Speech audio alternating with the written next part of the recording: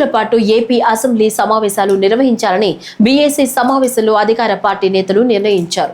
Speaker Ayyanna పాత్రుడి అధ్యక్షతన జరిగిన ఈ సమావేశంలో CM Chandrababu, deputy CM Pawan Kalyan సహా పలువురు నేతలు పాల్గొన్నారు. సెలవు రోజులు 10 దినాలపై చర్చించారు. ఇక సభలో చర్చించేందుకు 18 కీలక అంశాలున్నట్లు టీడీపీ ప్రతిపాదించింది. సెప్టెంబర్ 30 వరకు అసెంబ్లీ సమావేశాలు జరగనుండగా 20, 21, 28 తేదీల్లో అసెంబ్లీకి సెలవులు ఉంటాయని బీఏసీ సమావేశం తీర్మానించింది. 6 ఆర్డినెన్స్ల స్థానంలో రాష్ట్ర ప్రభుత్వం కీలక బిల్లులను తీసుకురానుంది. కాగా నేటి నుంచి ఏపీ అసెంబ్లీ సమావేశాలు ప్రారంభమయ్యాయి. ప్రశ్నోత్తరాల సమయంలో శాసనసభ మండలిలో సభ్యులు అడిగిన ప్రశ్నలకు మంత్రులు సమాధానాలిచ్చారు. రాష్ట్రంలో యూరియా కొరతపై చర్చించాలని వైసీపీ సభ్యులు మండలిలో తీర్మానం ప్రవేశపెట్టగా చైర్మన్ దానిని తిరస్కరించారు. దీంతో వైసీపీ సభ్యులు శాసన మండలి నుంచి వాకౌట్ చేశారు.